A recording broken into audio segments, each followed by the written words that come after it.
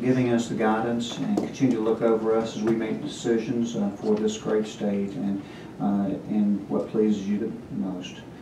Bless us in our travels and this weather that we are here, and help us reach our destination safely. In Christ's name I pray. Amen. Thank you. Now if we could all stand for the pledge. Shannon Cloud will lead us in that. We're going to pledge to the flag at the Capitol, so it's that way. I pledge allegiance to the flag of the United States of America and to the republic for which it stands, one nation, under God, indivisible, with liberty and justice for all. Thanks, Shannon. Okay, again, welcome everybody. See a lot of familiar faces out there.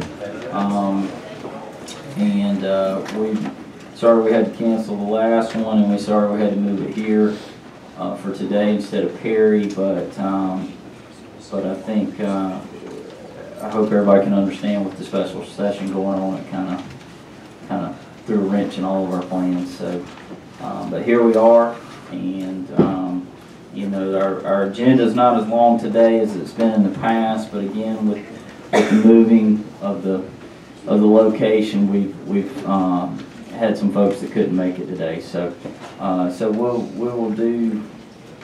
we do have a couple of speakers, and then we're going to do public comment as usual. So, and just so y'all know, I see there are people recording. This is all live stream, so you don't have to if you don't want to, but if you want to, you can. So. Is there a link? Yes, it's legis.ga.gov. That's right. So, and I think you can also find the link on the House website as well. So, Chairman Gravely, was there anything you would like to say as we begin? Thank you for making it.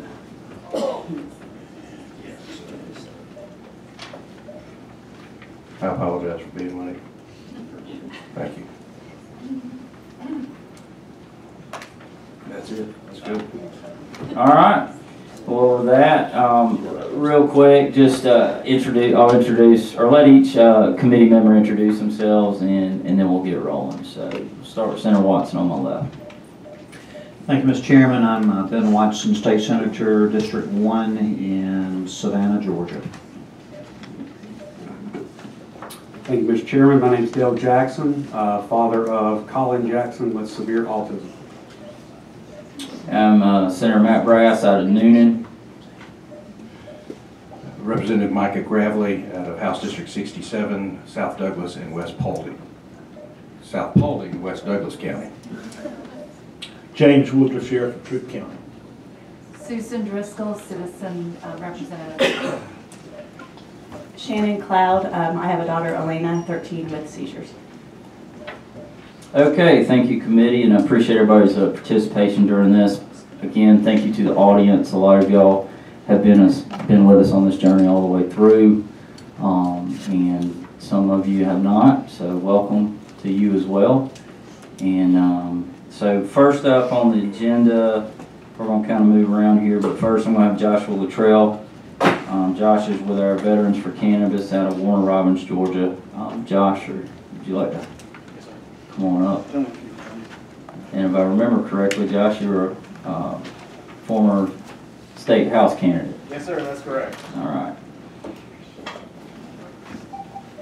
So I want to first say thank you so much to the committee putting this together. Still good?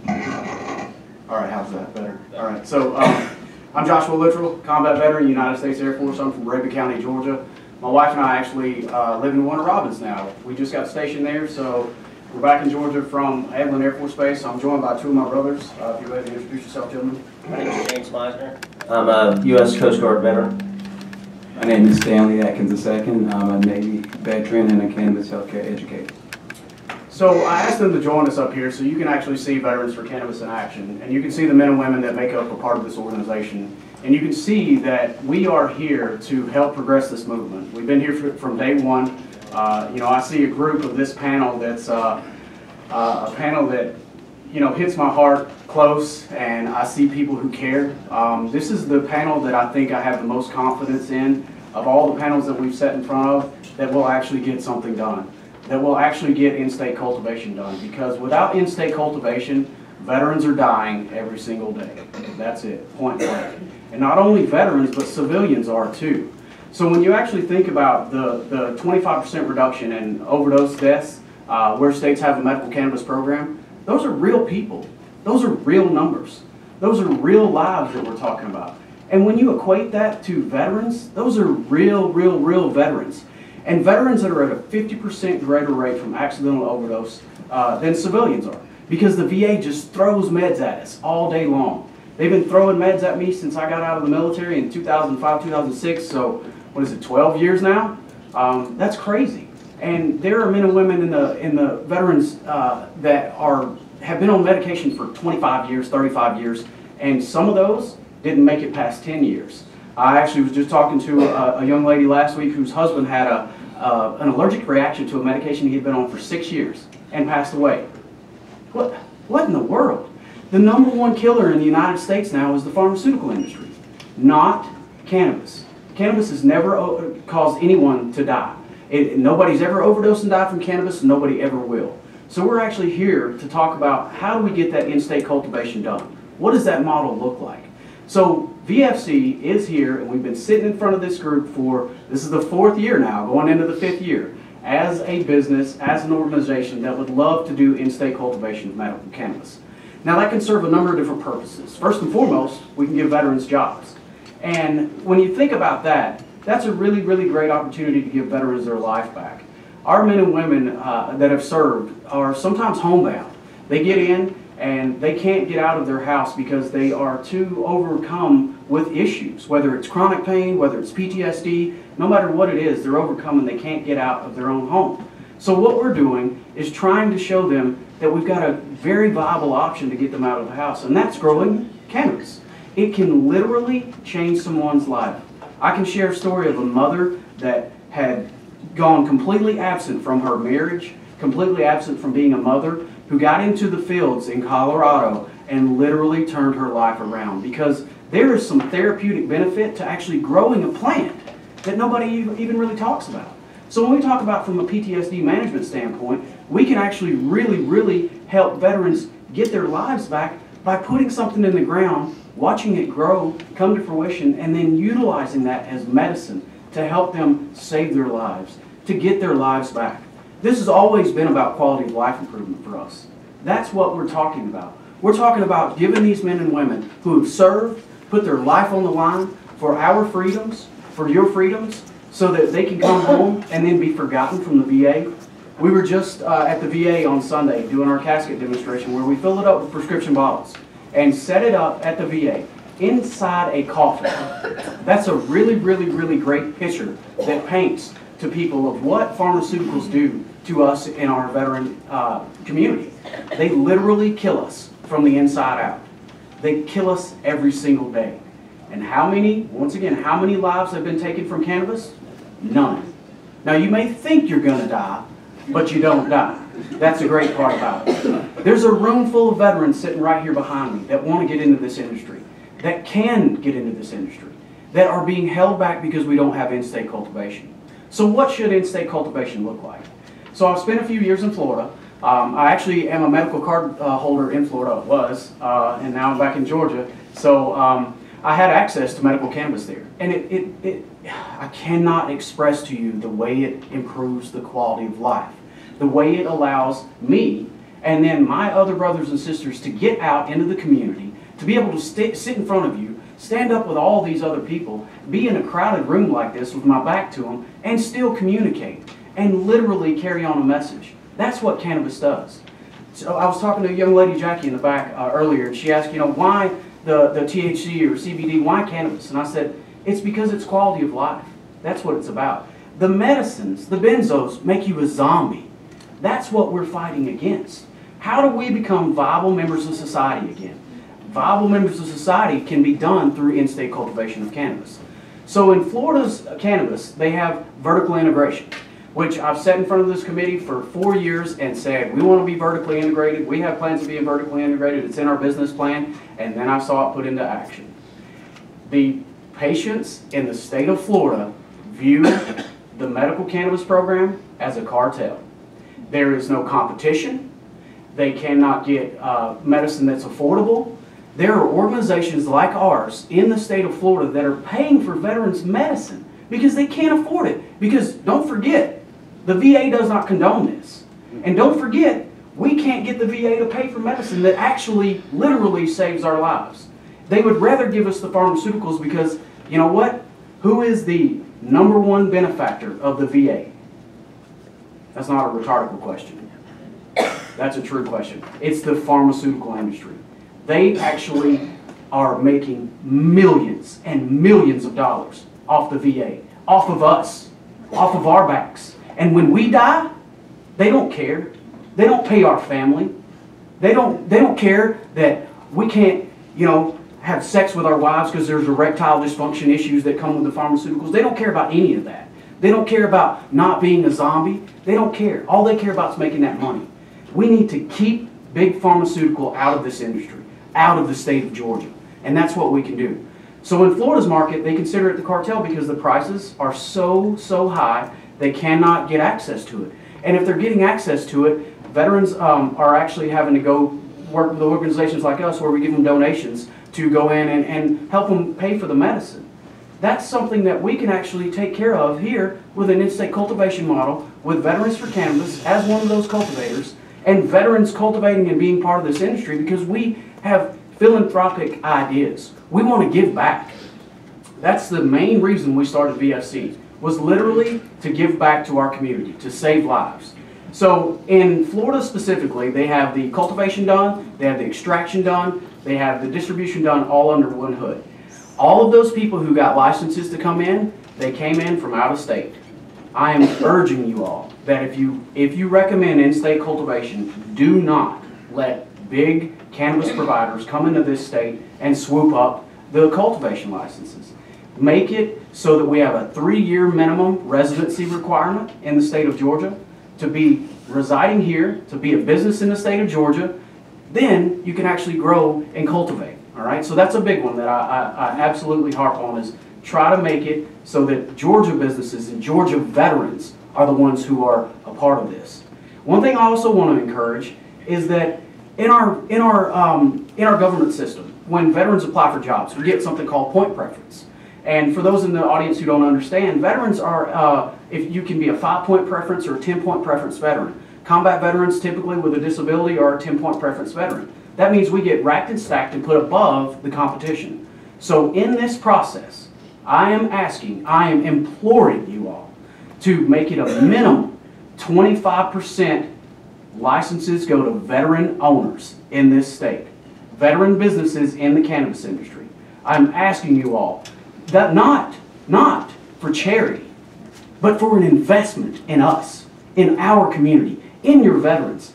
Every representative and every senator runs on the back of veterans saying, we'll take care of you, we want to support you, we want to be there for you. Yet when they get into office, a lot of them forget what they're doing. And I'm sitting here in front of you all today saying, please help us. Make an investment in us. That's what we want. So in Florida specifically, you look at that vertical integrated market and model, and it's working, but it's also making 3 or 4, 5, 6 people very, very rich. All right? So we have actually changed our minds over the last 6 months to a year as we've seen Florida market come to fruition. Now we're going to advocate for not a vertically integrated market. And that's because we want to encourage small business and entrepreneurs. We want to make sure that people can encourage competition, because with competition comes innovation, right? The biggest reason we want to do this is that VFC wants to actually study cannabis strains, cannabis products, what works well for what, and if 7 out of 10 veterans can work off of SR 71-2 and get relief from PTSD, then that's a really great number and really great something to know. We want to do research with our organization. So with a cannabis license, we can actually do that. So if we break that out and let other people, veterans in the industry, do cultivation, let somebody else do the extraction, let somebody else do the dispensing, That makes it so that competition breeds prices come down, and it makes it affordable medicine. And affordable medicines for patients, regardless of veteran status, it's patients that we're talking about. We're in here because patients need access. We're in here because people need their lives saved. So when you think about the integrated market, and either way is going to work for us, it doesn't matter. But we want to encourage you all to really explore that option of breaking those out and having an opportunity that veterans are 25% of those that get issued licenses, whether it's to be vertically integrated or whatever it is. We want to be racked and stacked above the rest. Remember, we don't want your charity. We want your investment in us. Because we have the ability to give veterans their life back. The only people that we want to hire in our organization are veterans. That's what we bring to the table. We bring to the table of giving people their lives back. We bring to the table making money. And don't get me wrong, we're in here to make money. All right? I'm going to be the first one to tell you. I'm not going to try to sit up here and say, oh, it's all about philanthropic ideas and giving back. It is. But we can't do it unless we make money. All right? But by making money, we can give back to the community. And when we give back to the community, it improves our community. It improves our lives. It improves where we lay our head down at night. That's what we want to do. That's what we want to make sure that you all care about, and make sure that veterans get our due diligence in this.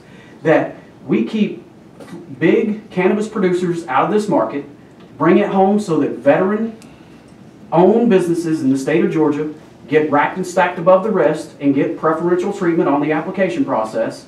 And I'm urging you all to think about that 25% margin number on veterans getting issued licenses to grow. And we can do this, whether it's vertically integrated or whether it's broken out apart. We can do this. We can spin off organizations through our organization that can do the extraction, can do the transportation, can do the the dispensary. It doesn't matter. So whatever you all choose, I hope you all choose in-state cultivation of medical cannabis. And I hope it includes veterans being invested in, because everybody wants to advocate for us. And that day, on Sunday, when we sat there and set that coffin up with hundreds of empty pharmaceutical bottles, James and I were sitting there, and I know Stanley was too, and it's so hard to keep the tears back, because those are real lives in those bottles. Those are real people that represented in that casket. And that's why we're doing this. It's that day, Veterans Day, all right? It's the other 364 days that people don't remember the sacrifices that we put together, the sacrifices that we continue to go through because we don't have a viable treatment option in our community here in the state of Georgia.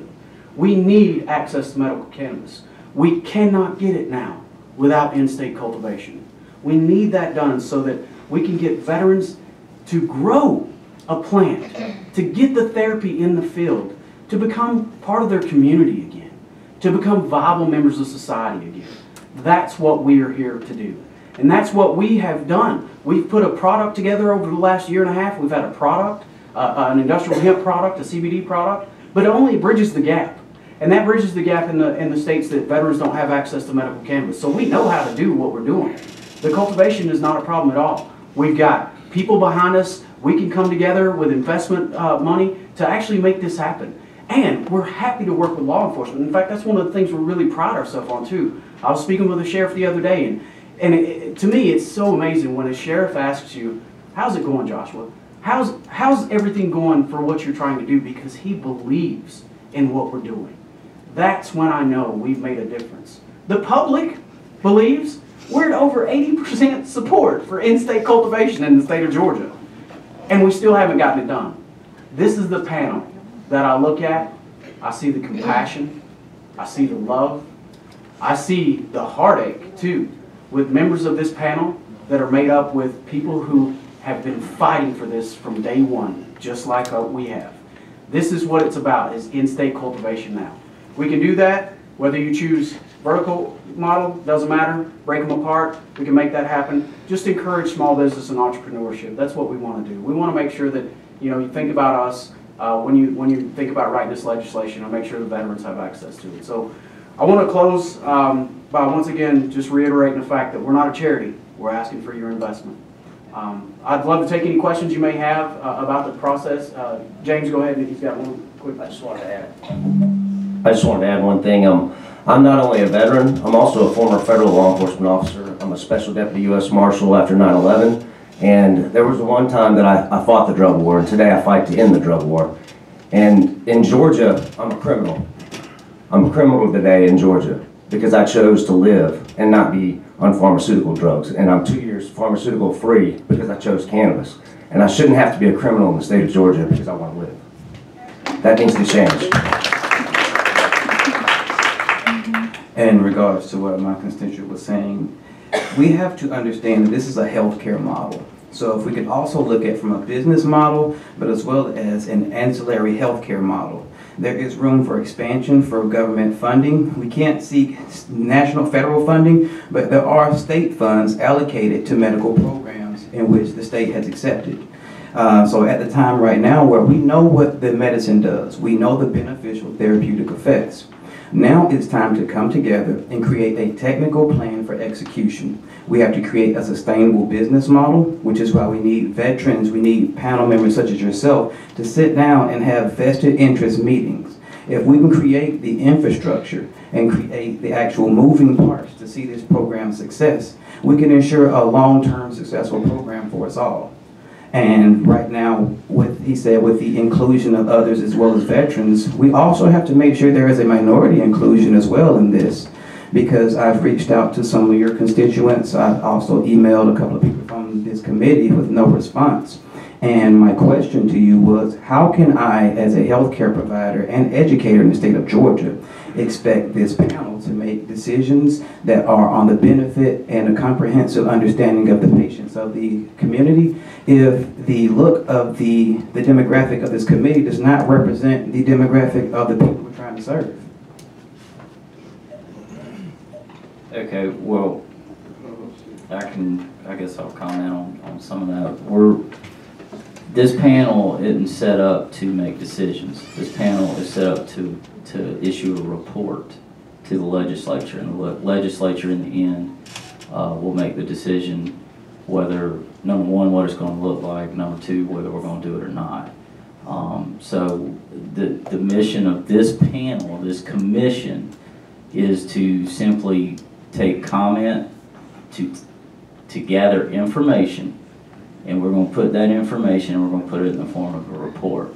So my questions will kind of answer some of yours as we go along. So you had mentioned with the 25% veteran-owned businesses, and we've heard in some of our other committee meetings about minority-owned. So I do want to let's focus on that, and let's focus on that and specifically on growing licenses. So in other states, and you've mentioned Florida repeatedly, are y'all currently working in Florida? So we are not currently working in Florida because they only opened the application process up to 8 people originally, and they had those 8 people before they even opened the application process up. And they had crazy outlandish requirements on them, like $5 million bond, $250,000 non-refundable deposits. That's the stuff that we cannot have here in the state of Georgia. We've got to make it accessible. So if we do, put a $5,000, application fee, those kind of things where it's accessible to it. So we are working with the University of Florida to actually get an industrial hemp grow put together. But from a medical cannabis standpoint, they've already got those licenses allocated to that cartel, if you will, that the patients in Florida think it is. So. Okay, and I don't mind saying this now, but one thing we are considering is looking at different licenses as far as size and doing small business as well as larger ones. So that would, now there still will be more than likely will be a limited number, but we are certainly, we don't want to cancel anybody out. And I don't mind saying that now because we have discussed that and we're all in agreement. So yeah, I still don't know what that's going to look like, but it is being looked at. So I want to go now to you asked 25% veteran. The gentleman to your right mentioned, also minority-owned businesses. Well, if we start doing 25% minority-owned, 25% veteran-owned, I mean, is it something we could just classify as, say, DBE, you know, disadvantaged business enterprises, where we're including minority-owned, we're including veteran-owned, we're including female-owned. You know, if we were to, say, if our report were to recommend that to include really all of them, because if we, like I said, if we do 25% here, 25% here, 25% here, pretty much, then we're limiting it to, we're kind of narrowing it down and really picking and choosing winners. I think that's a good idea, but I want to urge you all to leave us veterans very specifically in there and alone, because everybody talks about advocating for us, but then when we ask them to do it, they don't do it. So we're asking, and if 25 is not the number, maybe it's 20, you know, or 15, whatever it is. But we want very specific verbiage in there that says veterans will be issued minimum licenses, not a maximum of licenses. That's one of the things we want to recommend too, is that instead of putting a max on licenses, do a minimum amount of licenses, because then that would at least make sure patients are taken care of initially, and as we get more people into the program, we can issue out more licenses as that goes along, and more patients can be taken care of. Okay. Fair enough. Any other questions? Yeah. Chairman Gravely. Thank you. You mentioned, I would assume it's a strand number. I guess that's specific to some of the patients or veterans that you've been working with. Tell me, what would a grow look like? Let's say the Veterans for Cannabis has received a license. Sure. And they're now going to start, let's say it's an integrated license. Okay. So you've got an integrated license. What does it look like? What's your business model look like? So our business model for the vertically integrated model looks like this. We have the grow operation. We've actually already got land procured as well. So we've got the grow operation set up, and then we do the extraction facility there as well.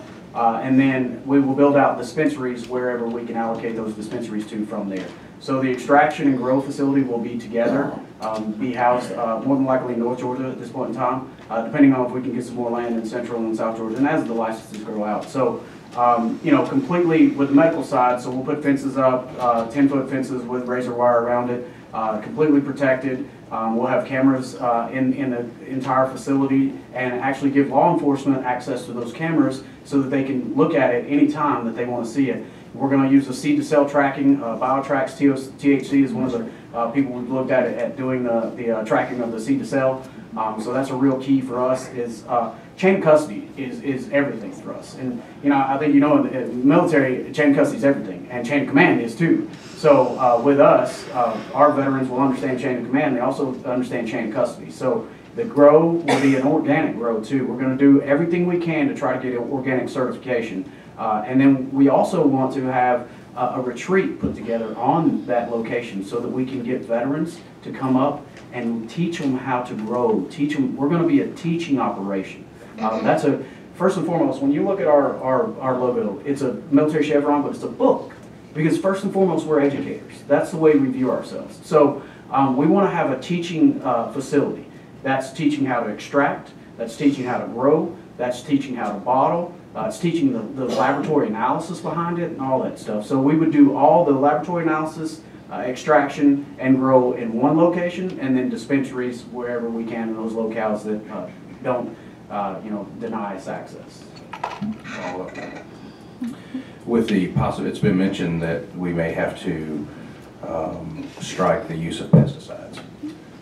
Is that possible? And with the striking the pesticides, you'd have to go to an indoor grow, possibly. Yeah, and that's what we want to see. We want to see greenhouse grows put together. Now, granted, we'd like to also do some outdoor operations, but I don't think it would be a large part of that. And when you were talking about smaller operations, I think this industry is going to go to a craft brew industry. I'll tell you that right now. That's where this is going, because we need to be able to develop and grow strain-specific things as we research this out. So we'll have an indoor grow with the greenhouses. We'll also have a propagation facility so we can do grafting. We can do startups from scabs off other plants, and then the outdoor side of it as well, where we actually pesticide strike is a beautiful thing to us, because we want to, and you can do that. You can absolutely do that without using pesticides. You can grow cannabis.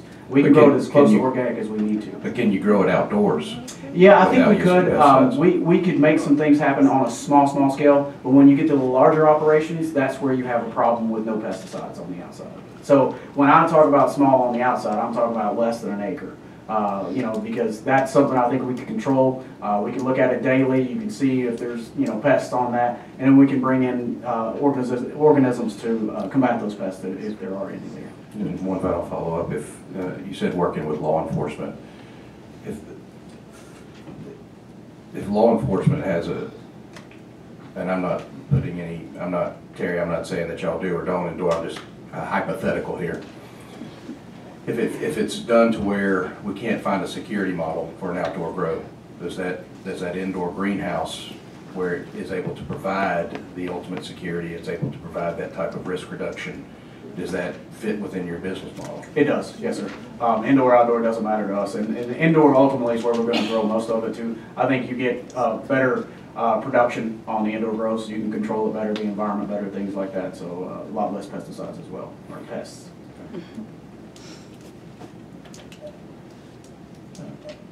Yeah. Hey Josh, we've discussed this in great detail as well as far as minority owned and the variety, large business coming in from outside. I noticed you mentioned earlier about having a 3-year, residency to set up shop. Just as a kind of a reminder, and part of kind of what I view my responsibility here is ultimately looking at what you've mentioned numerous times, the patient, the people. One thing we have to be careful while we do want to recognize people in Georgia and we want businesses in Georgia created here, we also have to have people that know what they're doing. Correct. And we have to have people that can provide medicine as soon as possible. This isn't a 2 or 3 year learning curve. Right. There are people, my son included, that need this medicine tomorrow. So I just want to keep that in mind, and that's one thing that we've kept in mind, is having that balance between respecting whatever group here in Georgia, but also understanding we need somebody to be able to come in that can actually, in a very professional, secure way, provide medicine. Absolutely. Real quick, why 3 years? Is there a reason there? So, why not 1, 5, 10? Well, I thought it was right in the middle of the 1 and 5. That's why. You've been here 3.5. Well, no. I'm a Georgia boy, tried and true. I'm from I'm Macon messing County, with you. so 3 years right after the legislative session. that's right. That's right. So no, I thought that number was good because it shows that those people have immersed themselves in the community and want to be a part of this community, and then that gives them an opportunity to get into the industry here. That's why I think after a year, how much have you really done? I think in 3 years is that mark, and that's just me personally. Fair enough. Any other questions from the committee? Oh, follow up for Dale. Really just your opinion. I know Micah asked you about how would it look to be vertically integrated, but what about the idea of if we do decide to recommend, we're not voting on anything, but if we recommend a non-vertical integrated system, how could you see the benefits or the negatives behind a grower, but that one individual grower that maybe has a really big grow, but they have the ability to sell to 3 or 4 different processors to create different ratios of oil? Is that a plus, minus? I think that's absolutely a plus, and I think that's where we come back to a large grow operation can grow many different strands and strains as well. So when we talk about that vertically integrated model, you get one bad crop, you can run an entire crop with vertically integrated. An entire crop, so that's medicine that Dale's talking about. That's not going to patients at that point in time. So it gives us an opportunity. I think there's a lot of positives that come there because it also encourages entrepreneurship in this industry too. It lets people get into it, and then it encourages competition. So we can drive the price down too. If we get an extraction facility over here that's doing it 25% less than one over here on the right, then it benefits the patient in the end. Well, and I think to your point too on diversifying and talking about how one crop can be ruined. I mean, we're up here this week to, talk about entire crops being ruined, and so I certainly see your point there. Yeah. But with that, I have no further questions from the committee. So thank you, gentlemen, for your time. Thank you for your service. Thank you, sir. And we appreciate your input and look forward to seeing you moving forward. Thank you, gentlemen. Ladies. Okay, we did have another cancellation on the presentation. So next up, I'm gonna have Davisha Johnson. She's Chief of Staff for Georgia Representative Sandra Scott. She just wanted to make a statement on behalf of Representative Scott. Yes, good afternoon.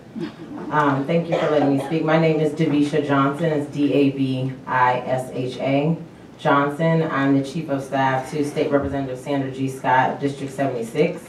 She is also the Vice Chair of the Georgia Legislative Black Caucus. So I just wanted to make a statement on her behalf in regards to the conversation today about inputs for the study committee that you're going to place the report for low THC medical access and the conversation you were just having about minority inclusion. I wanted to make a statement on behalf of Representative Scott about African Americans and their place not only in the legislature, saying that the Georgia Legislative Black Caucus is the largest in the United States of America. We've also picked up numerous seats from this election cycle, so there's a pretty large voting block, and if you're going to take this report to the legislators, she felt that it was a need for me to make this statement and have this conversation. So I will be brief and just say that in regards to the Georgia Legislative Black Caucus, we have been having conversations about minority inclusion and then a separate conversation about a black agenda. So Representative Scott, as well as the Georgia Legislative Black Caucus, will be pre-filing legislation in regards to this issue as it relates to cannabis, reclassification and declassification of cannabis, as well as industrialized hemp, and separating the conversation of industrialized hemp and cannabis, and in relation to that, low THC oil. So I just wanted to make clear to the committee that there are several different groups that have been working with Representative Scott and myself to come up with the agenda, and criminal justice is part of our agenda, and a specific part of that is medical cannabis.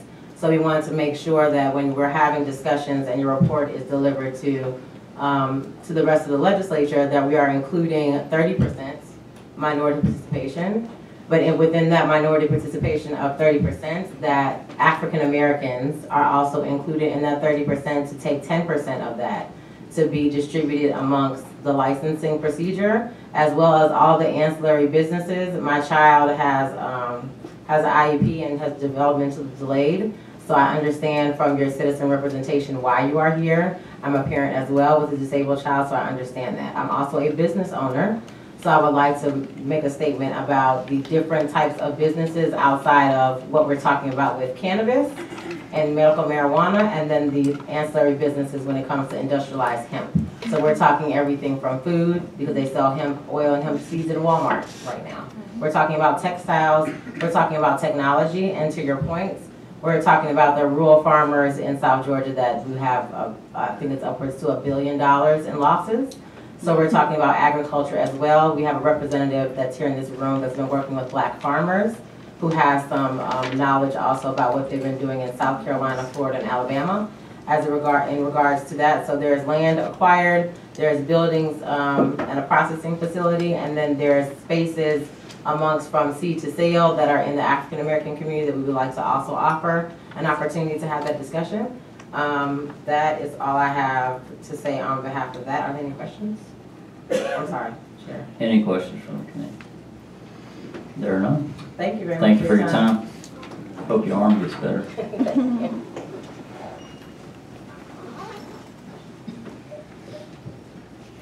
Okay, we're going to open it up for public comment, but before we do, I want to thank Chairwoman Renee Unterman for being here. She's our the chair lady of the Health and Human Services of the Senate, and I want to thank Representative Mark Newton for being here as well. He's a ER doctor in Augusta. I don't see any other members of the legislature here, but we certainly thank you for being here. Oh. Representative Gonzalez. Oh, Deborah, I'm sorry, I couldn't see you. Representative Deborah Gonzalez from Athens, correct? So I'm still learning all my House members. Y'all got so many. So thank you for being here. We, again, thank everybody for being here. So, all right, so now let's do some public comment. I know I've got Virginia. Did you want to come up, or Dr. Raduka? If y'all would like to start us off, and then we'll go from there. And again, I'll remind everyone, it's okay to disagree, but we're going to do it in an agreeable way. And I demand respect in this room, and please no booing, no yelling, no nothing. We're going to act respectable, and we're not going to act like what we sometimes see in the media out there. So we're going to be good people here in Georgia. So thank you. Dr. Raduka, with that, go ahead. Thank you, Senator. Appreciate the opportunity to provide comments to the commission. I am the executive director for Let's Get Clear Georgia. We're a advocacy organization very concerned about marijuana abuse. I come from the substance abuse prevention field, which is a very different kind of world than we've been hearing about today so far. I talk to many parents who have lost their children to marijuana. The statement that nobody dies from marijuana, my mic seems to be going in and out. The statement that nobody dies from marijuana. Move over to the other mic.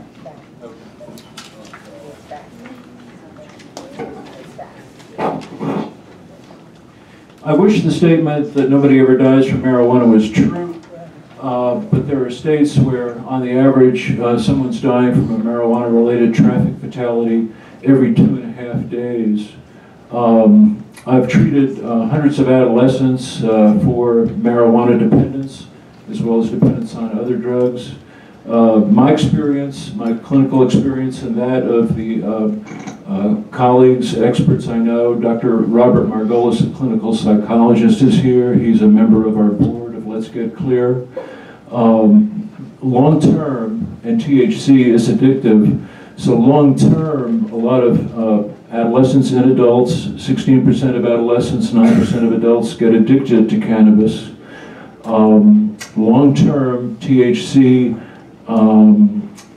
when it's addictive, it takes more and more THC to get the same effect. THC can lead to greater anxiety, greater depression with long-term chronic use. So my real concern for veterans is that it's going to lead to an increase in the number of suicides we're seeing, which is currently 22 a day, with increased anxiety and depression.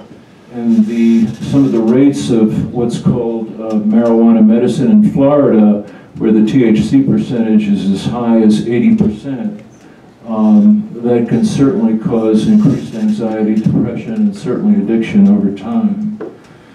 More teenagers are in treatment for marijuana than for any other illegal drug, including, and more teenagers are in treatment for marijuana than for alcohol.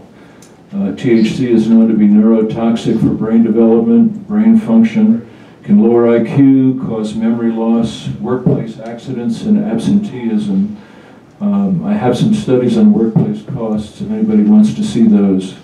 There'll be a tremendous cost to Georgia taxpayers and businesses from all the above effects of THC, together with the cost to regulate and oversee the cultivation, manufacturing, and sale of marijuana. Colorado's marijuana tax is less than 1% of their tax revenue. Projections show that marijuana costs will be similar to tobacco and alcohol, where for every... Dr. Raduka, real quick, are you talking about THC oil, or are you talking about marijuana? Well, THC oil is marijuana. In a way, it's a false distinction to separate the two. THC oil sounds nice, but essentially it is a form of marijuana, just like Johnny Walker Blue is a form of alcohol. Okay, well, how many of your stats, how many people have died from THC oil below 5% or below? I don't know if there's a specific study on that, but if one takes twice as much THC at 5%, you end up with 10%. 4 drops of 5% THC oil, just 4 drops, are equal to a standardized serving of an edible in Colorado. It's 10 milligrams of THC. THC oil is really not that low, especially at 5%. So it's a great marketing tool for the industry, but I think it's important to remember that THC oil is simply another form that marijuana can take. Fair enough. I've got a question from the committee. Dale. Thank you for testifying, Doctor. What would be your recommendation for our cultivation program? Because that's what we're here to study and to look at. We've already passed the law that exists, so I was just curious what could it look like that you would be okay with? Well, I'm very concerned that cultivation will be the Trojan horse that allows an extremely powerful industry into Georgia. The CEO of Wrigley Gum has now resigned from Wrigley and has become chairman of Soterra. He's raised $65 million for Wrigley. He's made it clear that he wants recreational marijuana. Soterra has its headquarters in Atlanta. That industrial, I know that the committee is very sincere when they say you all don't want recreational marijuana. I totally get that, I believe it. But with the juggernaut of the marijuana industry, with the former CEO of Wrigley and that kind of revenue coming in, those kind of dollars, I don't see how anybody could really stop it once it gets going. Follow up. So you mentioned the concern for recreational. Of course, we all agree we're not here talking about recreational. So we passed a law, they have passed a law, stating that our children and adults can use the cannabis oil. My biggest question, one I've kind of had for a long time, is if the law states that we can use this medicine because it is helping people, how exactly is actually providing it through cultivation and a program of regulated dispensaries, how is that going to lead to recreational?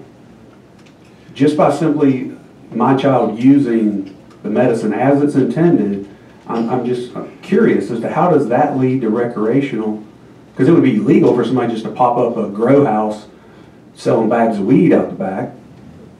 Well, in many ways, the distinction between medical and recreational can be a false distinction, and unless, well, the reason why it's a false distinction is that medical marijuana is the same product as recreational marijuana. It would just say medical marijuana on the container.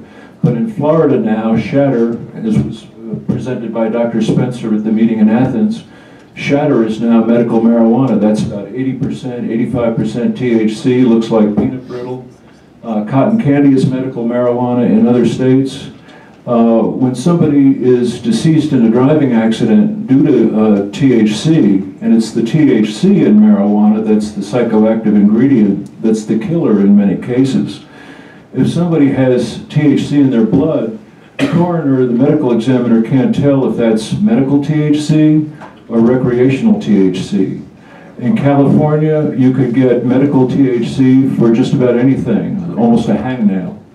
So as medical laws have tended to get broader and broader in this country, it can become like de facto recreational, as if we had recreational. And I'm just very concerned, despite, I know again, the very sincere motivations of the commission not to have recreational.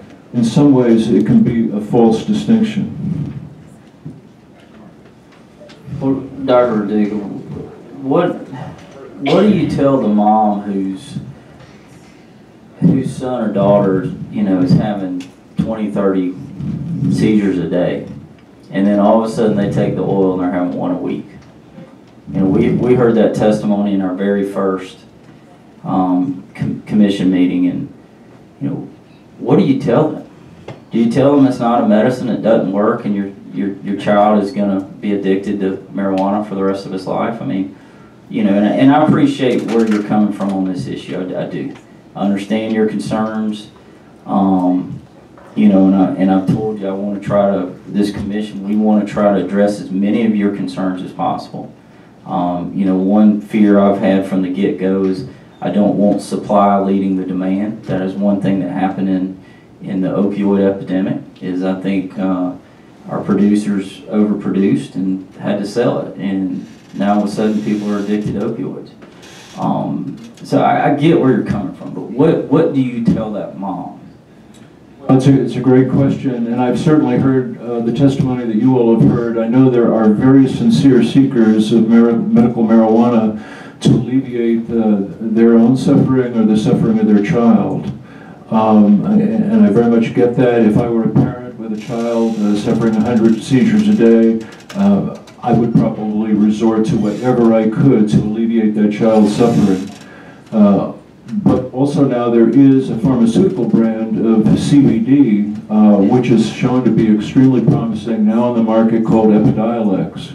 And Epidiolex can control a lot of the seizures, so I would certainly hope that parents would first resort to Epidiolex before resorting to an over-the-counter CBD THC oil where the effects may be unknown, because you can't always be sure that what's on the label is what's in the bottle. So the Epidiolex, is that,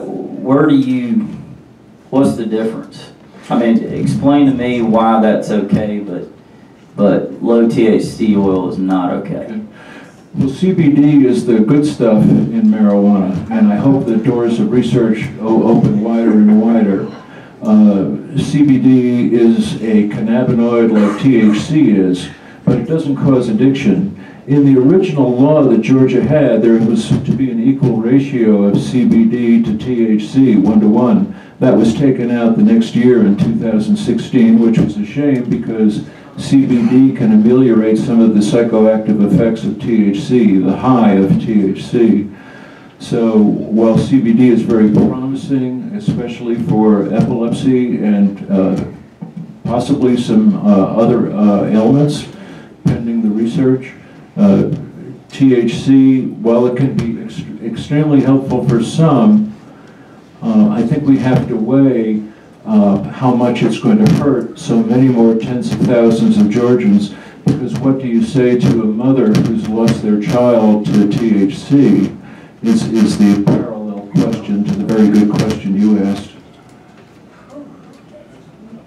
I've got one more question. 10 or 11. I guess mine's more of a statement than a question, because my daughter actually participated in the Epidiolex trials here in Atlanta through our neurologist. We're not anti-pharma. We're about doing what's best for our daughter. And she did pretty well on it, but I can say she's doing much better now that she's on oil that does have THC. A lot of the kids that have participated in the studies have had extreme side effects from the Epidiolex. It's got a lot of unnatural ingredients in it, and the issue we had specifically was liver enzymes. The doses of the CBD are so ridiculously high on Epidiolex that our daughter was getting 340 milligrams a day. Now on Haley's Hope, she's getting about 50. I mean, that's an extreme difference for the same kind of results. Her liver enzymes got driven up so high that we eventually had to take her off of some of her other seizure medications, and that's a very common issue with Epidiolex, is that there's serious drug interactions with other seizure medications, and parents that have their kids on the artisanal oil from Colorado, California are not experiencing those kind of problems on those. So, I mean, as a parent of a child with seizures, I'm not against Epidiolex. It's a good option for people in non-legal states, but we need access to everything here for our kids and adults that are suffering.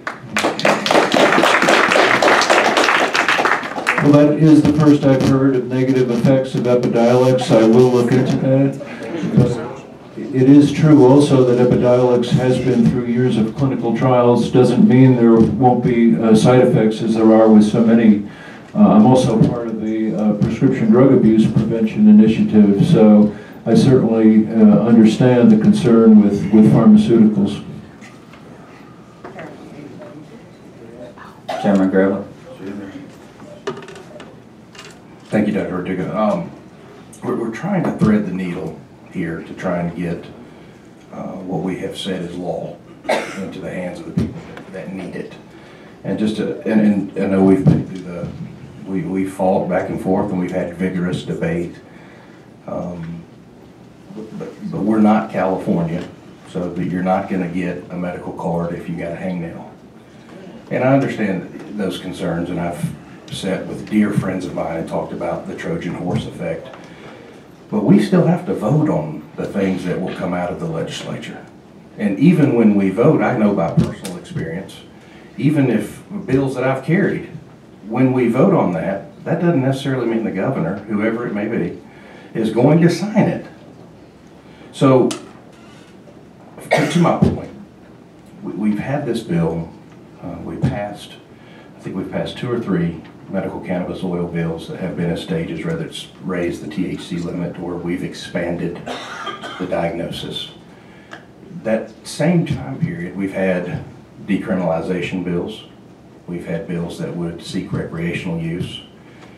And none of them have gotten the committee process underway. They've not come to the floor. They've not been voted on because it's just not the tone and tenor of this legislature. Now that could change in 15, 20 years. I don't know. It could change in 5 years. I don't know. I first got into this because of the epilepsy. You know, I had some kids in my area. I met folks like Shannon Cloud and Dale Jackson and multiple other people. And the focus was on the young people, these kids with epilepsy specifically. And the expansion of the diagnosis came, and I'll give you one experience, another one in my community, where I've got a gentleman who was apprehensive at first, apprehensive, and reached out to me and let me know of his apprehension.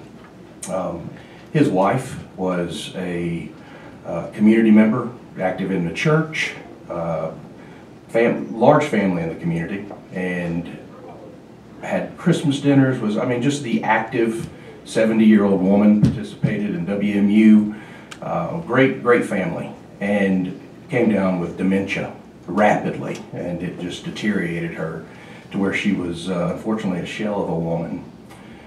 This individual, I would talk to her husband, who was her primary caregiver, and he himself was in his mid to late 70s. So it was very, very hard for him to take care of her. They had to call in other doctors to just get through the daily life.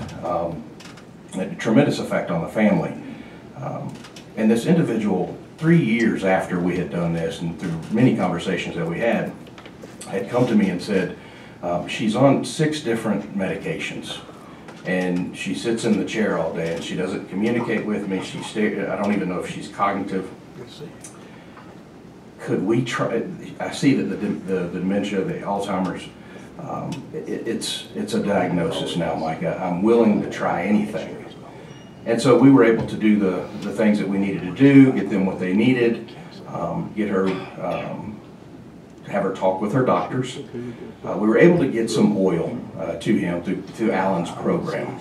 And there was another 8 months that this lady lived. And that last 8 months was day and night. She was able to come off of 3 of the opioids that had been prescribed.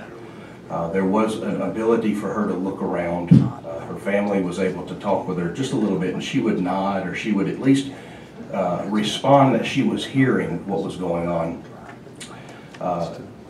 When I say that I'm sold in, I'm bought in, I'm 100% for it, that is because, thank you. You gave me the 30 seconds.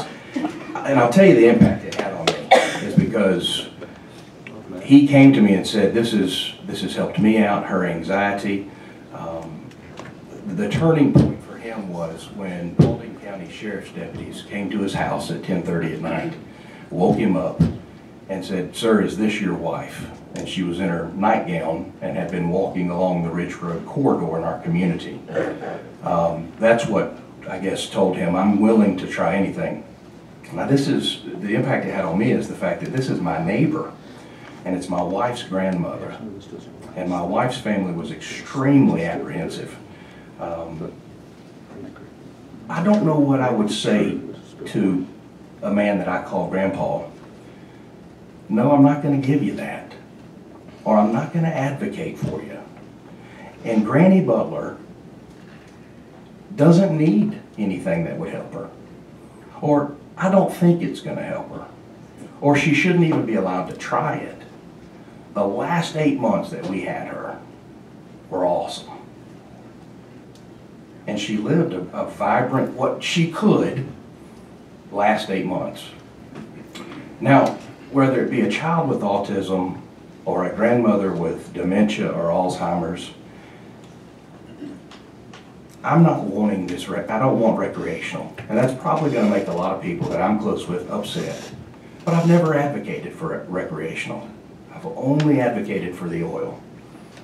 And we've worked with law enforcement. We want to make sure we thread the needle and be able to grow whoever we include, whatever businesses we allow, a safe, lab-tested medicine so that people in this state suffering with a diagnosis that I can't understand except through seeing it in their life can get some relief, can either be able to have a quality of life that they're not having on opioids.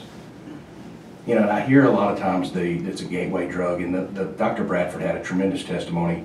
90% of all new heroin users, 90% started on opioids, not marijuana. Now, I'm not advocating for the smoking use of medical marijuana, and that may make some others mad as well, because I'm trying to stay true to a commitment I said in the very beginning when I spoke to my own sheriffs. I'll push the oil, and I won't deviate from that. But I do believe with everything in me that this oil is truly helping people's lives. I think it's allowed them to live a quality of life that far exceeded that which maybe their medical professional told them. And so I don't want to be, you know, everybody uses Colorado, but they don't use the other states that are having a success. They don't use the other states that haven't gone recreational and have stayed with the medical model. And they're able to get the oil to their citizens, and their citizens are benefiting from that. And so I don't want to be rude, and we've somewhat had some good conversations, and some of the other members of your team. We're trying to sit here and determine how we're going to put a model in place in Georgia that allows people to get the oil that they're allowed to have, that they've got a card that says they're allowed to have. Now, what happens again in 10, 15 years, I don't know. But right now, I think we can meet that need, and we can do it where we are accompanying or at least meeting the risk or the concerns of law enforcement. We can do it to where it's safe and people aren't getting things from outside the state that they don't know where it come from, what's in it, how it was manufactured. I just think we can do that and help us do that. And I mean, valid concerns in certain areas, but help us find a model that's going to work for the people here. And I'm happy to work with anybody in this room to move toward that goal. But we got to get there. We got to get there quick too. Because there's 6,000 people in our state already registered that need it. And they need it fast. I conclude my comments. I apologize for taking too long.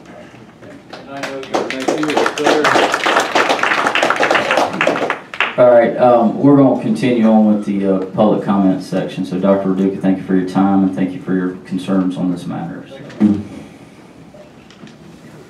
Denise, if you'll bring that up. And while Denise is bringing that up, Heather, can I read this from? Yes. Okay. So we got a letter that's in the commission's folder. I'm just going to read some excerpts from it. This is entered into the public record, but this is it's from Ben Thrower. He's a board-certified neurologist and has served as the medical director of the Andrew C. Carlos MS Institute at Shepherd Center in Atlanta, Georgia since 2001. And it has been in my experience that CBD THC oil has a lower side effect profile than many of our prescription medications. And given the current state of legislative affairs in Georgia, patients who are in the CBD THC registry may not be able to obtain CBD THC oil. For our multiple sclerosis patients who are in the registry, we have identified a vendor from California who is willing to ship products to the state of Georgia. We do have other patients who make trips out of state and bring back products or have relatives who ship them to the patient.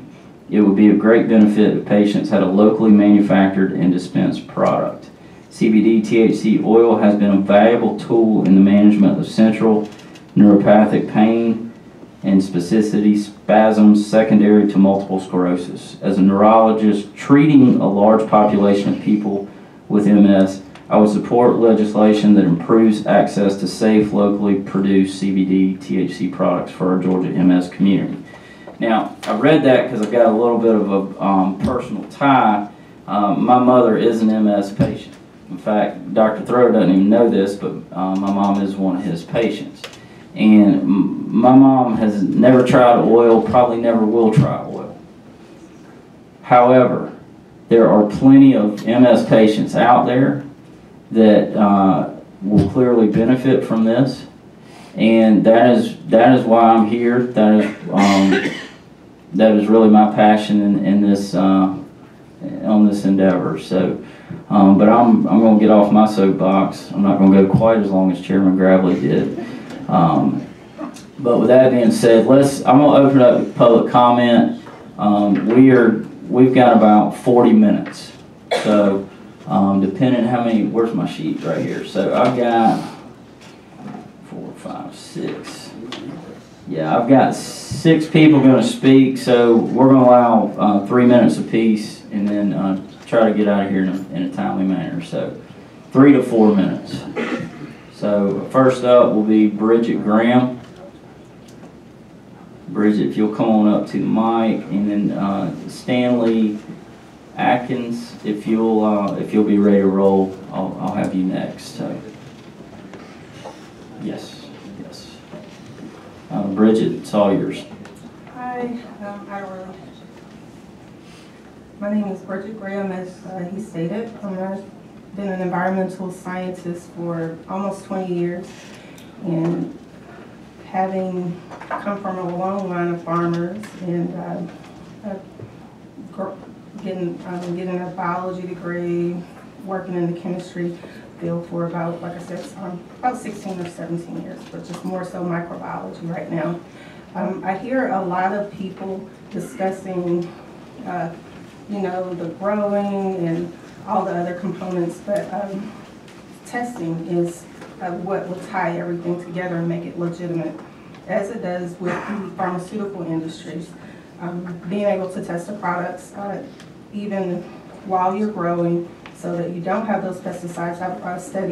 I have another business that I'm starting, Organic Analytics, which I want to bring to Georgia, a platform to educate people. We have a conference scheduled for July of next year, and I'm just bringing together all of the experts and all in the industry to educate people on how to do it the right way, and taking what works, what doesn't work, and just kind of coming together on the common ground. Because you have different people coming together to Congress and to the House presenting their platform. I think that the science of it is what ties it all together. And if you guys will write a bill, just make sure that you consider the scientific element that would be so beneficial, because as an environmental scientist, I already test for pesticides.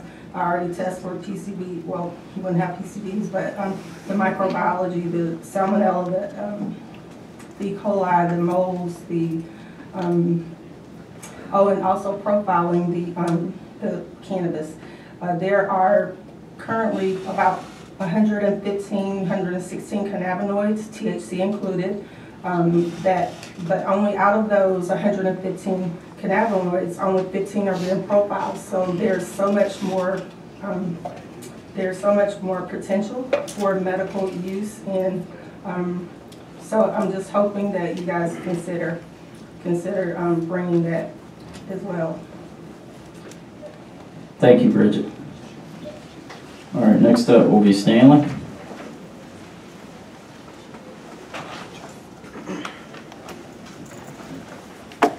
Welcome back.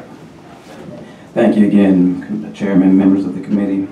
The reason that we are here today is this goes cultivation and expansion of our current medical program.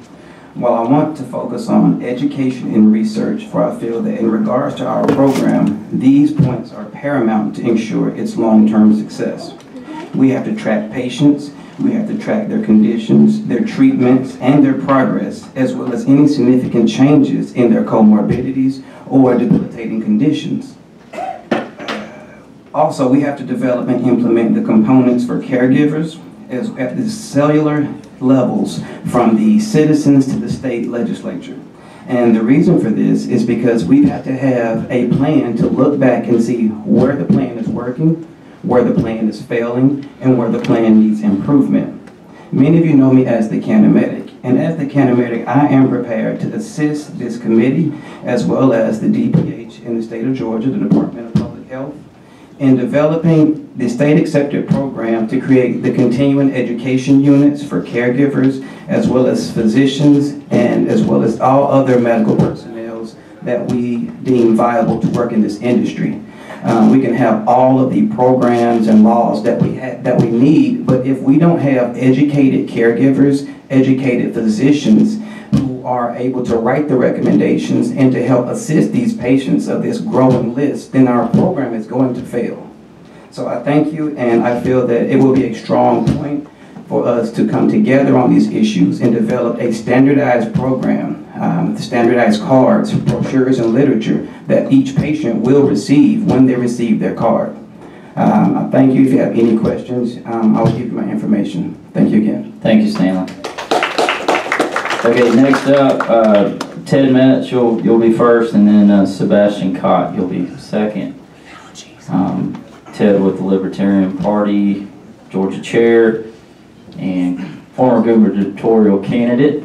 Thank you for, number one, thank you for your service to our nation, but also thank you for putting your name out there and running it. So I know it's not easy, so appreciate you doing that. I appreciate that, Chairman Grass. I appreciate your allowing some testimony today.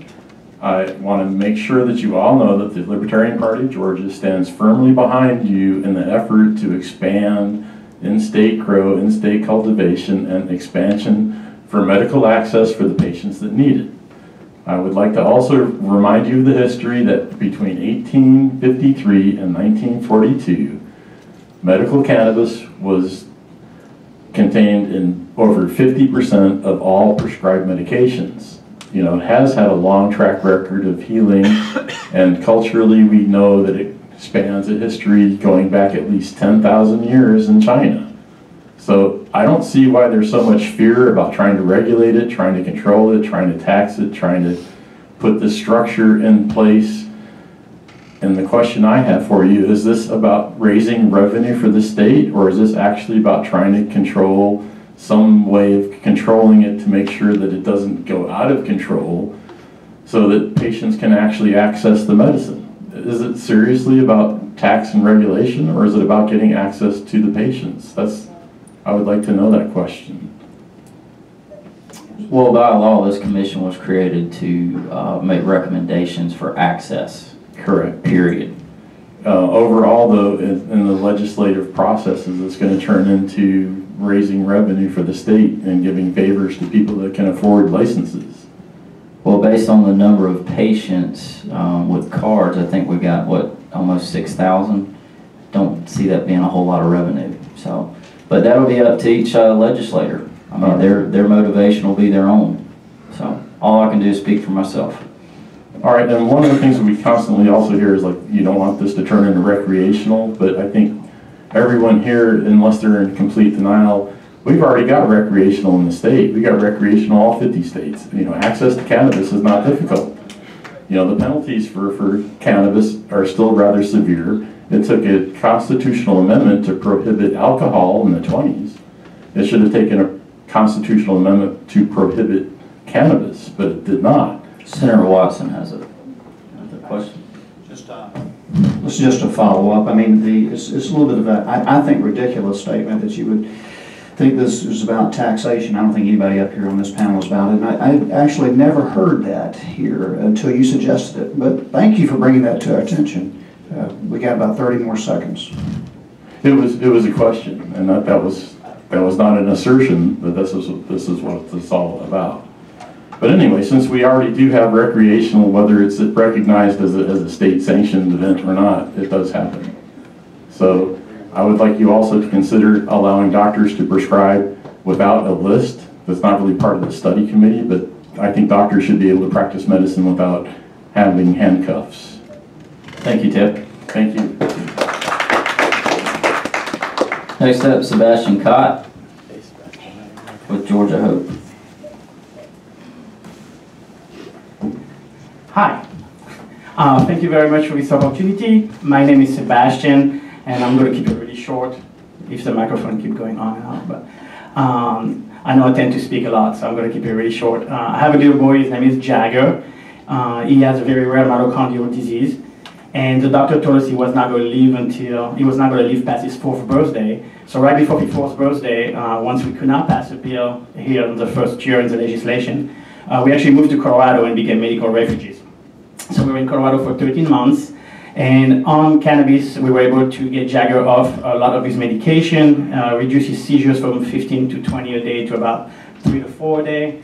We were able to get him off some of his pain medication, and a couple of weeks ago, Jagger actually turned 8, so he's still here, still with us, and thank you.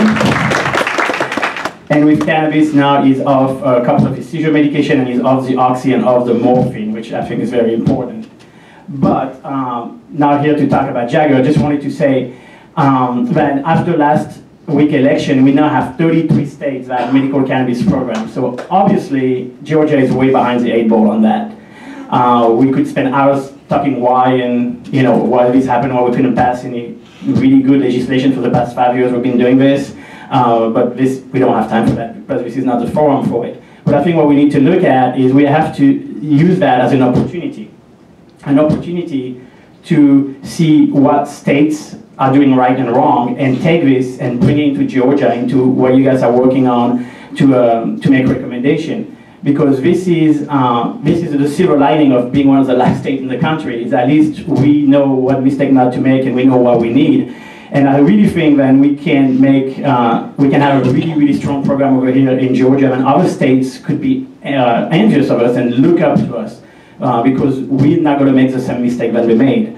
But at the end of the day, the most important thing is to remember why we're doing this and why we're here. It's for the patients, it's for the kids, it's for the people suffering from MS, ALS, the patients dying from HIV, the kids with seizures. That's why we're here. And we got to remember that when we come up with the program, and remember when we should make this a patient-centric program and not a profit-centric program. And I think that's very important to remember that the patient should be the top priority for everybody. And that can take a lot of different shape, but mostly anything to do with testing is very important. Make sure we have very strict testing regulation, program to make sure that the medication we're giving the kids and the suffering patient in Georgia are very safe and clean, no pesticide, no microbial. Ease of access is also very important to make sure we don't have very sick people in wheelchair having to drive 30, 40 minutes to get their medication, and that can be in different kind of form, either having more dispensaries around people or delivery system. There's a lot of options for that. But at the end of the day, thank you guys for your hard work on this. And I'm very confident that we can have a program that everybody around is looking at and say Georgia is leading the way, and Georgia has a great medical cannabis program that is first and foremost for patients. Thank you. Thank you, Sebastien. All right, next up, I think a pen went out. Maybe Tess O'Brian or Tess. I'm sorry, pen was kind of in and out. So Tess O'Brian, and then Sydney Lee will be next. Well, I'm new to this, so y'all bear with, please. My name is Tess O'Brian. I am a U.S. Navy vet, wife to a retired Army vet and daughter of a retired Air Force vet. I'm also a former chicken farmer from Braselton, Georgia, and I am here today to represent the rare disease community. My concerns is, gentlemen and ladies, that we do this fast. We've waited too long to be able to have equal access, fair access. We need to speed up the process. I appreciate what you're doing here to your fact-finding mission, but we have rare disease people who are dying left and right. I myself have something that is very similar to the bubble boy disease, if you're familiar with that. In the state of Georgia, we have close to 200 people who are suffering from a variety of rare genetic diseases that are, like mine, chronic and incurable and very costly. My husband is law enforcement also. So when I purchase my products outside of the state, I put myself and my husband's livelihood at risk, and I don't appreciate that. my disease alone can cost upwards of $200,000 a year to treat because we have to take immune globulin therapy. We have comorbidities such as cancers and things like RA and stuff that causes additional costs. Treatment for RA just for me and my husband stands at approximately $10,000 a month. So I would encourage you as you're on your fact-finding mission to keep us zebras in your sights too, and think about what you can do to help us to have access. We have people who are dependent on Medicaid and on Medicare who don't have the capabilities of traveling outside of state to get their products. So I encourage you to do your best. Do best by us patients and by us taxpayers. Thank you. Thank you, Tess. All right, Sydney Lee.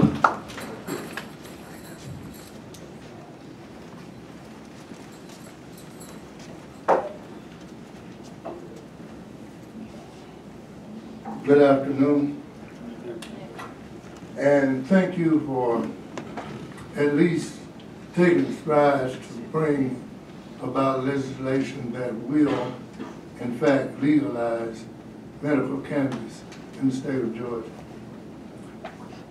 Looking back over time in history, too many times we have been late or bypassed opportunities.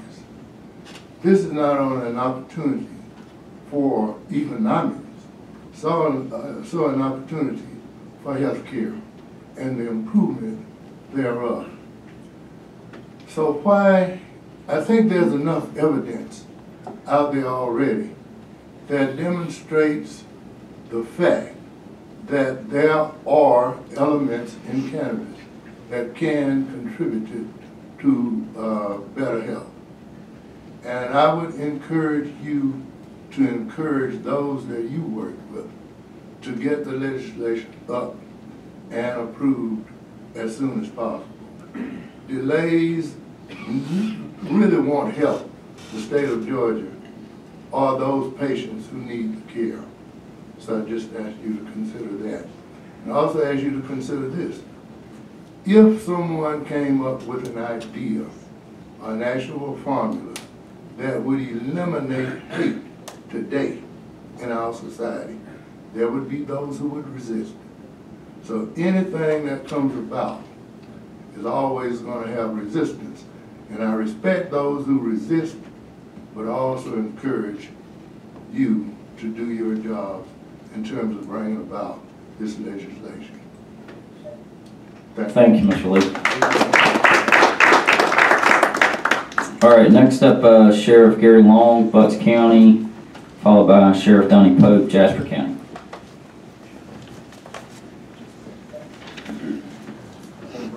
Sheriff, how are you? I'll be easy today, I promise. I'm actually going to stick to cultivation just for a second. You the man. There's let me before I get into cultivation, let me just talk about licensing. I'm assuming that the licensing would go through. If I have an ailment, I go to the doctor would write me a prescription, I would submit that to the state, in turn get the licensing through the state, is that correct? Not exactly. The doctor actually he makes the diagnosis and then confirms the diagnosis, and then you will apply for THC card through DPH. Okay. And the reason I say that is you can go to my hometown and go into the and this is the opioid issue, but you can go into the pharmacy, go in and say, how many prescriptions do you have in Gary Long's name for hydrocodone? They're going to say probably 20. If I go for an earache, it's hydrocodone. If I go for a sore throat, it's hydrocodone. Always hydrocodone, always get the prescription. So I think to say it's not revenue-based and 6,000 is not going to be a lot, your numbers are going to skyrocket. That's an obvious. But off the licensing, here's the battle I have with cultivation. You know, of course, I'm against cultivation in the state. Just where I stand on it. But the problem I have with it as the sheriff is two issues. One, if I don't know how many licensing this committee's looking at to issue out, but if you issue out 6, 8, 10 licenses, we heard the veterans come up here and said, look, couldn't spend $250,000. So you are going to open that market for the big marijuana companies to come in. The problem is, how do you expect me to go arrest my citizen that's growing marijuana in Carrollton? At y'all's study in Carrollton, I heard 4 people get up, citizens, that says, I grow marijuana, I make oil, and I sell it in communities. And y'all heard the same thing I heard. You're going to have people that's going to say, well, this is commercial grade, it's no good. Same way we've seen with alcohol. This is commercial grade, it's no good. The problem that I see with marijuana is, I think you back up. If you're going to allow a select few to cultivate, you might as well legalize it. Because why spend the money for taxpayers, spend taxpayers' money to do the investigations, pick up the marijuana, to go to court and get not guilty? And you can say that's not going to happen.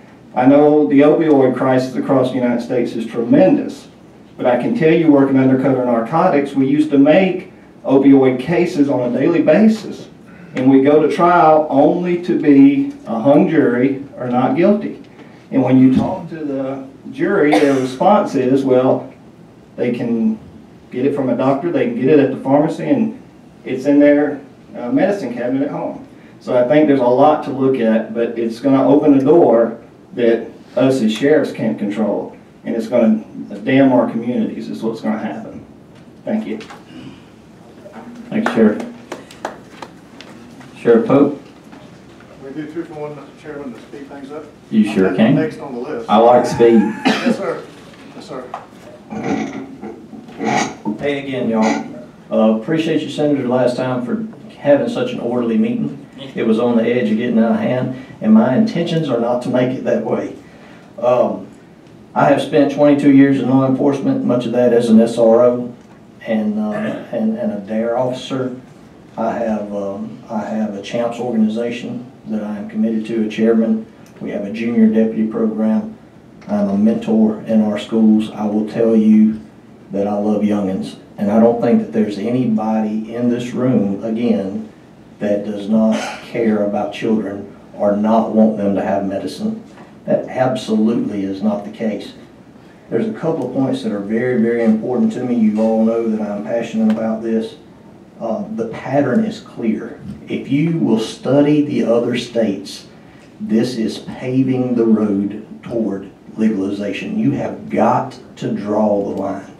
Now, if you would clarify, because I think that there's some people in the audience that may not understand, there is a medical clause in Georgia law that allows people to obtain this medication, is there not?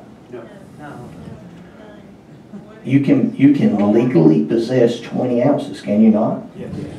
Okay. You can legally purchase it anywhere in the I didn't say purchase it, I said possess. You can have the medicine.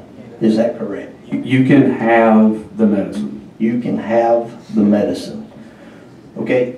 I think that people think, I can talk without it if you need me to. Back off the mic, it tends to work a little better. If you think about this making someone not a criminal, just like the veteran was saying that he didn't feel like he should be a criminal, regardless of where you get it from, if you possess that oil, federal law prohibits that. You are a criminal regardless of what Georgia law says. So if you are looking at obtaining this medication, which we all agree is important for people to have, we don't have to grow that in Georgia. It is already grown in 33 other states. Right? So, well, you can get it in Florida. Somebody had it because a member of your own panel had some at the last meeting I was at, sitting up on the podium. And they obtained it illegally, and they You possess it illegally regardless. But it's if you have it, it's illegal. It's against federal law. So this is my point. Hold on, I'm going somewhere. This is my point.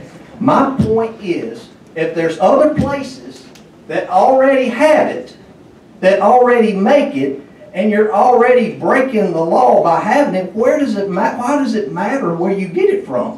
Why do we have to grow it in Georgia, create a gray market, create a market that we can't control? The veterans themselves stood up here and they said 3 or 4 things. They said Florida was a cartel. The last thing I heard this panel talk about was, oh, don't talk about Colorado, let's talk about Florida because they got their stuff together. The veteran sat here and called it a cartel. Their words, not mine. You know what else he said? He said it's about making money. That's what this all boils down to. We have got a former president, CEO of a growing company sitting No on the comments panel. from the audience, please. We're trying to get out of here in a timely manner.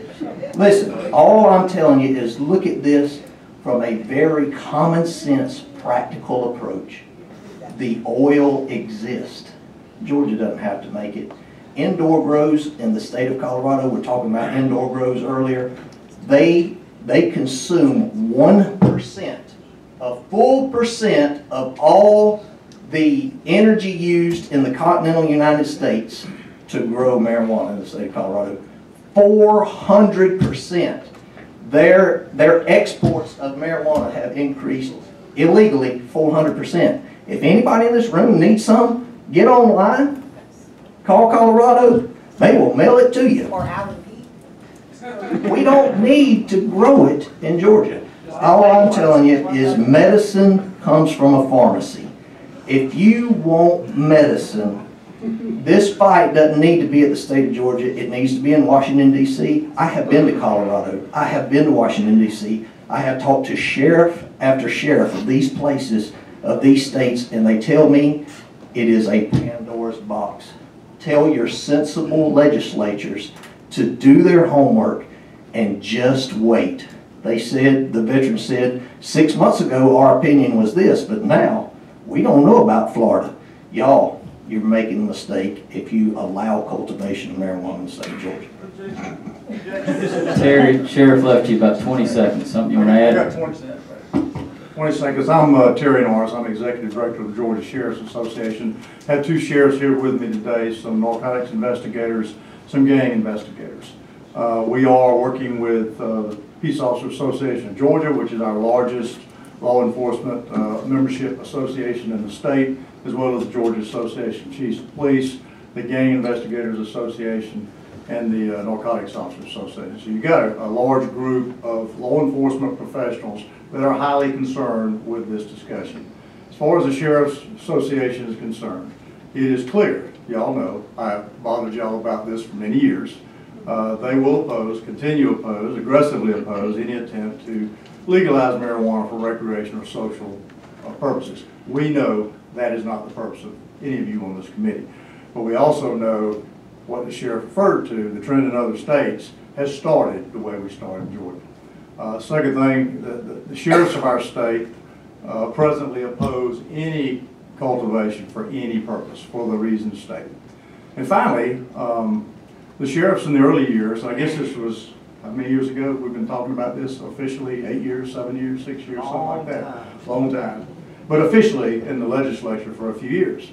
And the sheriffs in the early years of Representative Peake's conversations agreed that if there's something that in the use of cannabis oil that is beneficial to children suffering severe seizure disorders, they agreed. We're not going to argue with that. What they opposed was the extension or expansion of all those other conditions, which we have seen to occur. It is a fact that supply, Mr. Chairman, has controlled the demand in some states. And we don't want to go there.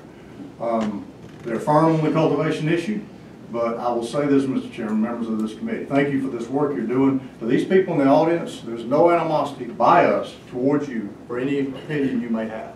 It is a difference of opinion, and at some point, this state will come together on this matter. And we want to be a continued part of that conversation. But I will tell y'all that, again, we will have our folks together. We will talk to everybody we can. So thank you for this opportunity. Thank y'all. Thank you for your input. All right, next up, I've got Andre Garra and Brian Ingram. Andre, you'll be up first, and Brian, if you'll be ready to roll. I'm not a great speaker, so excuse me. but it's inevitable. Neither am I, so you can just make it up as you go. It's inevitable. It's coming.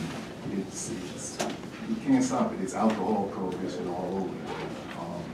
I've been in the field for over 30 years. I'm actually a grower. I've been going to Amsterdam University for about 12 years now.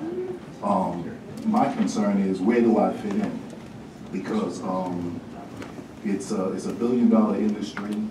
Only 1% of ownership, dispensaries, cultivation is owned by blacks. I'd like to be a part of that. The problem that I'm having, I'd like to know, I'm a convicted felon, so when it comes to the application process, we're the first to be precluded. There's a council member, Desley Brooks, in Oakland. She's spearheading a program. It's called the Equity Permit Program. It's where they distribute marijuana licenses, which prioritizes minority communities. I'd like to see something like that, possibly go into effect. Really, that's all I have to say, because all this conversation is coming. It's you can't stop it. The demand is too much, and I think now that people are really realizing the medicinal value, now it's hitting everybody, because white, black, it doesn't matter anymore. That's it. Thank you. Thank you, Andre. All right, next up will be Brian Ingram. Brian, welcome back. Hey, how you all doing? Great. All right, so I want to make a couple, two things I want to really talk about today, and one of the things I really want to talk about is some people just want to arrest people. Some people go out on their day and they're looking to make arrest, and I want to come in and define racism. My grandmother, Dorothy Bolden, taught me that racism is genetic favoritism. And that's when you favor your own kind to do whatever you have the power to do. All of a sudden, my microphone isn't working. Back off the microphone just a little bit. And saying that, when arresting people for marijuana, it's mostly African Americans. And when the racial profiling, the racial profiling is happening to one group of people, or one set of people, and those are people of color. And these people of color are, maybe I'm These people of color are pulled over by officers and associated with cannabis. And if you take cannabis and make it legal, these officers' jobs of locking up the same people they've been locking up for years will disappear. So they'll no longer have the need, to pull over African Americans and have the initial search. So this is what we're discussing when, hey, we don't want African Americans. This is what I'm hearing. I don't know if you all get it this way. A lot of people behind me get it this way. You really don't want African Americans a part of this industry. So let me just put that out there. We're just gonna make it clean and cut dry for police officers here. My second suggestion is we came here for growers. Georgia has an opportunity now to set the standard. To me, Oregon has set the standard on clean cannabis. We have two ways that we can look at this for clean cannabis. I'm a grower. I've been growing for years. I just stopped growing in June. You can look me up. I've had my own situation. Most of the growers I know 40 or 50 growers. And out of the hundreds of growers, I used to work at Atlantis Hydroponics, the hundreds of growers that I've met, only the African American growers are getting arrested. Only the African American growers are the ones. I understand it's 30 seconds. I believe me. I'm getting ready to tell you something that you're going to need to know. Right now, here's the issue. The issue is you need clean product. To get clean product, you're going to need to be organic. And people just saying organic this, we're going to organic that. We need no size. When I say no size, size are anything that kills. So even neem oil, you know, some people say, oh, I'm organic, I just use neem oil. Neem oil leaves a residue. That residue is harvested with the plants, is processed into oil. That oil goes into your child. Your child happens to have whatever it has. Now your child has neem oil in their system. So if I'm done, I'm done. I'm just getting ready to teach you about oil and clean product. I know I put out some tension earlier, but it has to be put on the table of why we're talking about what we're talking about. Anyway, clean product needs to be built in Georgia. Georgia needs to take an initiative on no PGRs, that's plant growth regulators, and no pesticides, or no size, period. We need to use clean product, all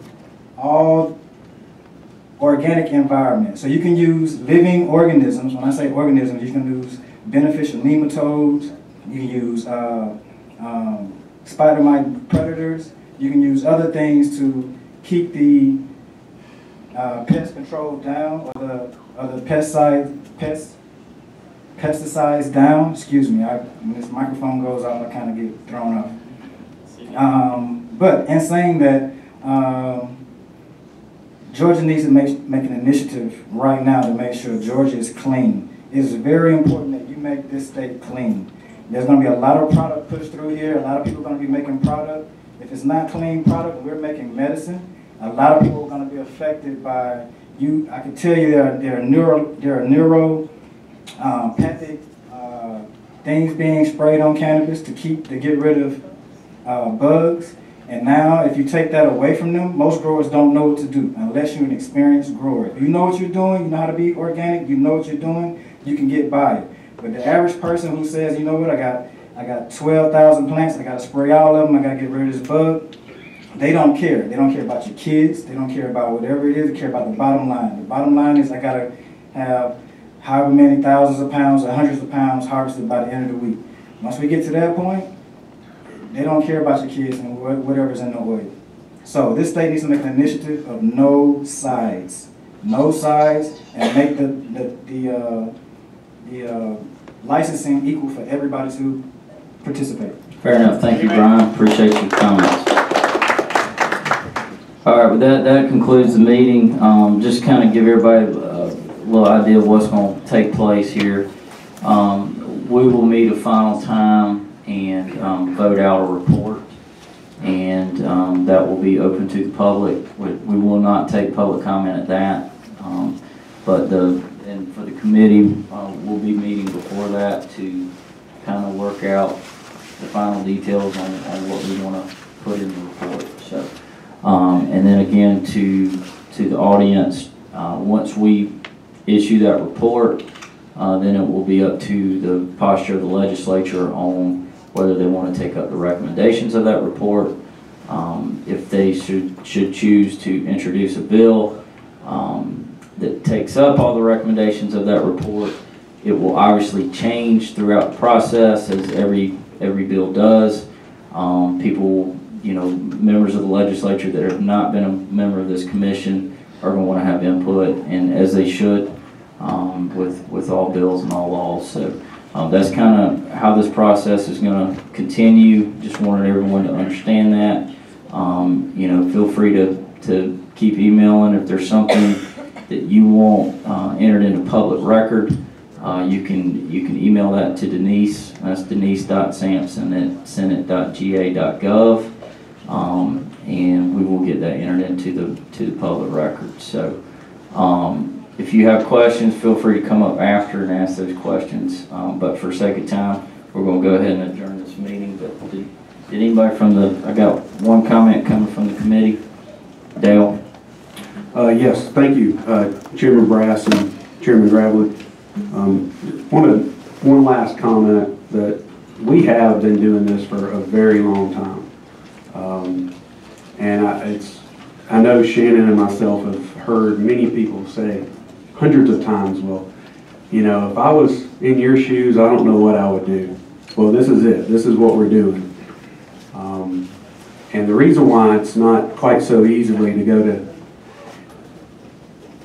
unless you're a mother that has to face the fact that your child may or may not wake up, or the parent that may or may not be up all night with their child, preventing them from banging their head against the wall.